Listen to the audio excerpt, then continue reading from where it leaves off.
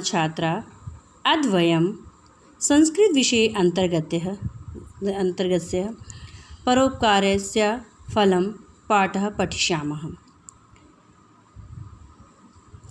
कस्मिंश्चित् नगरे एकः 10 वर्षीयः बालकः अवस्थः।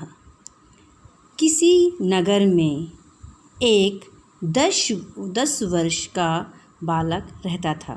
सः विद्यालयं प्रति गमन समये पुस्तक स्यूतेन सह अन्यापि स्तुतं नयति स्म।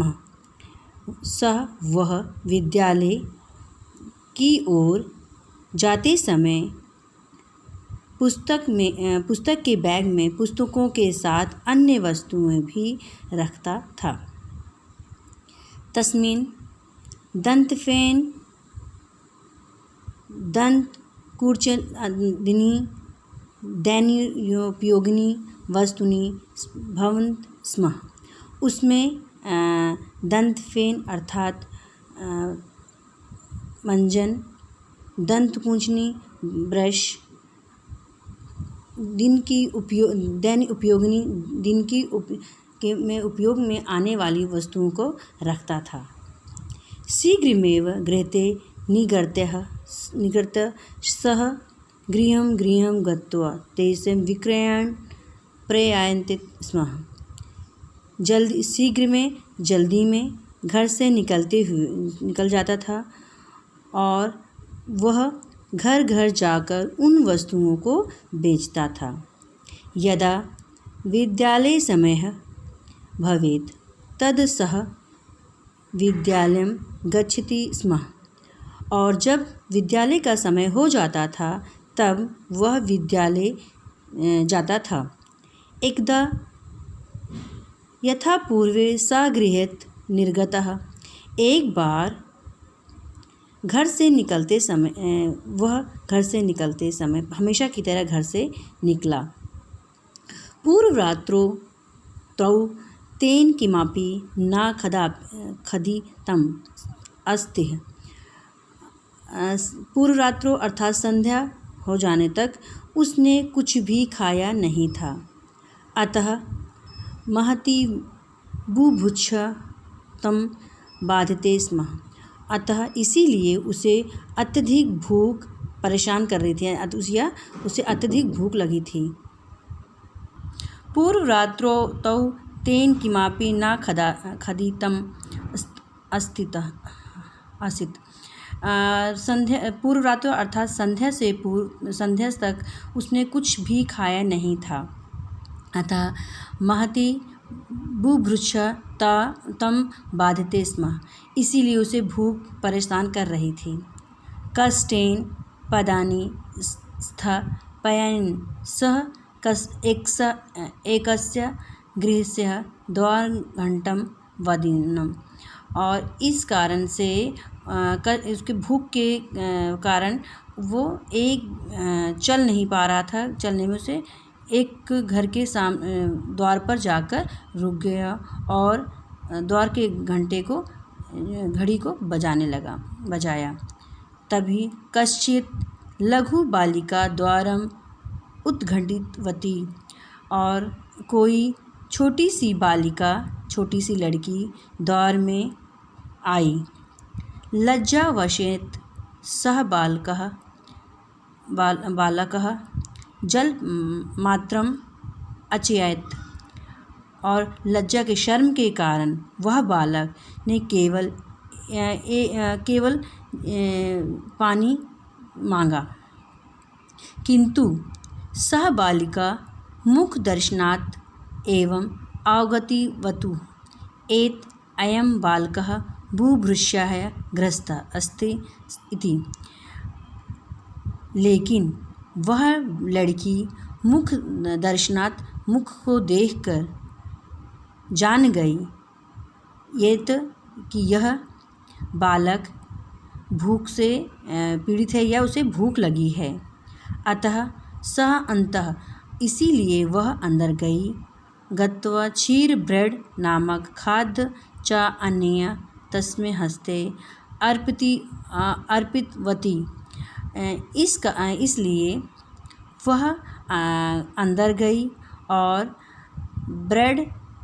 दूध और ब्रेड नामक जो है खाद्य सामान लेकर आई और उसके हाथों में दिया।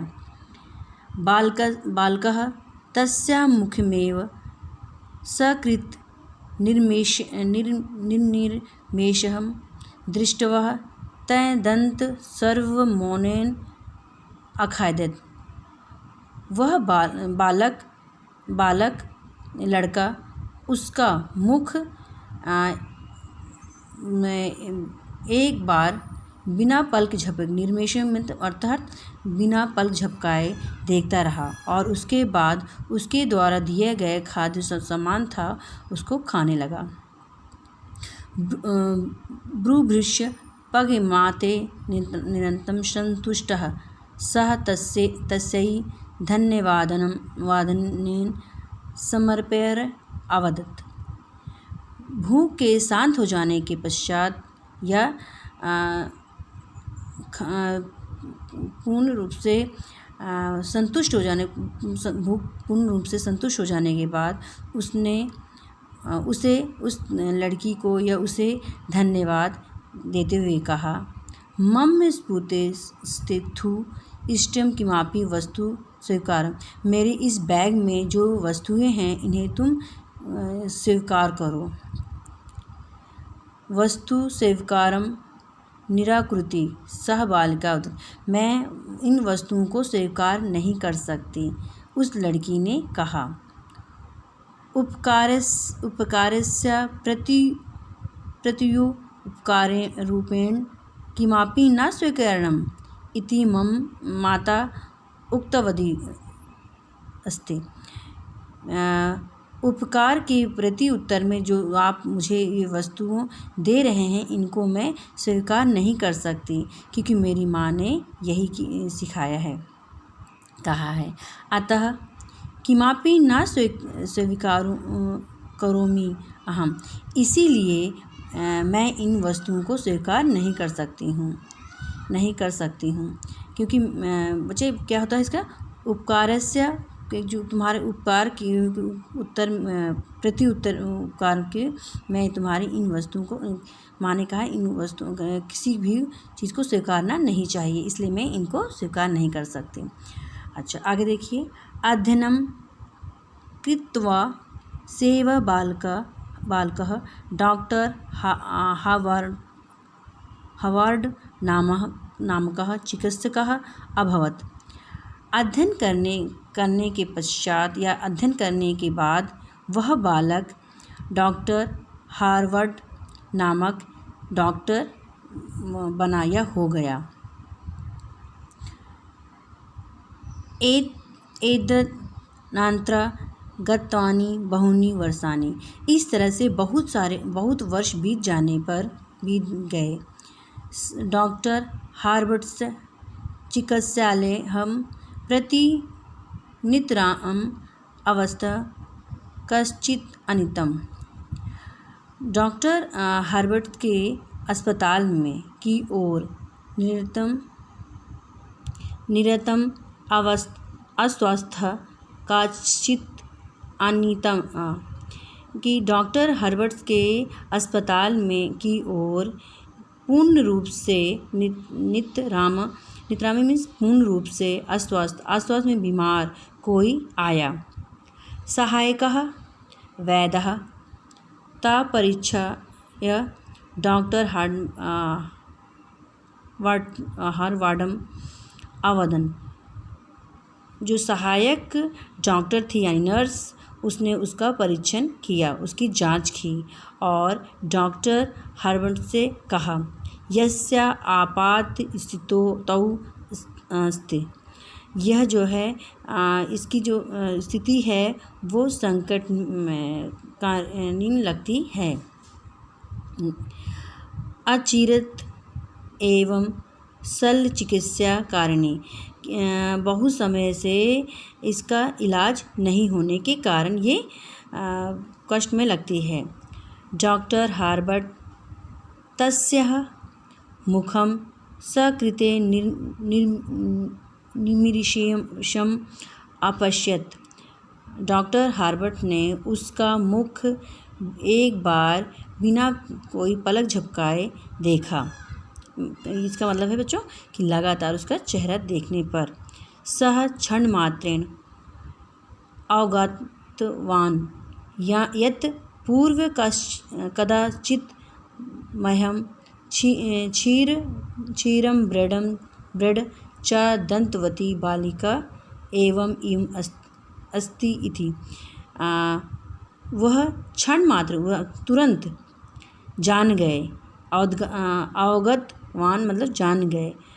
एत यह पूर्व जो पहले कोई जो मुझे दूध और ब्रेड देने वाली यही बालिका है, यही बालिका। सः झटिति तस्या शल्यचिकित्सार्थ स्वयमेव उद्यतम् अभवत्। वह तुरंत झटिति मतलब तुरंत उसका इलाज करने के लिए स्वयं तैयार हो गए। विशेष वैधानेन सह शल्यचिकित्सां करोत्। उसका विशेष जो वो डॉक्टर जो थे हर्बर्ट ने उनका विशेष इलाज किया। अल्पनेव कालेन सह स्वस्थ अभवत्। कुछ समय में ही वह ठीक हो गई, स्वस्थ हो गई। गृहं प्रति निर्गमन समय अपि आगत। और घर की ओर जाने का समय आ गया। मया कियात् देयम् इति भगवानम् एवं जानाति। मैं क्या कितना दूँ ये भगवान ही जाने। इति चिंतित ये सोचकर कि मतलब मैं इनको इसके बदले में क्या दूँ, यह सोचकर सह वेद अबोध। उस वेद ने कहा कि उस लड़की का जाने का समय आ गया है, अब उस लड़की को मैं क्या दूँ। यह वेद ने कहा मयम किम दीदित, मैं इसको क्या दूँ। देयकम मीन्स बिल, दिएतम इति, और बिल देते हुए कहा, बिल दिया। वैद मदहास्यपूर्वकम् एकं पत्र तस्य हस्ते स्थापितवान्, तस्य लिखितम् अस्ति। वैद्य जी ने मुस्कुराते हुए एक पत्र उसके हाथ में दिया। उसमें लिखा था चस्मकर्मित क्षीर ब्रेड चा थी कि इसका जो है कीमत जो है एक ग्लास दूध और ब्रेड है। सत्यमेवोच्यते इति, यह सत्य ही कहा गया है कि इसका मूल है जो कि भवती नम्रस्तरवः, अर्थात जो वृक्ष फल देने वाले होते हैं वो हमेशा ही नम्र रहते हैं। जो मतलब जो जिनके पास कोई गुण होता है वो हमेशा नम्र रहते हैं। फलो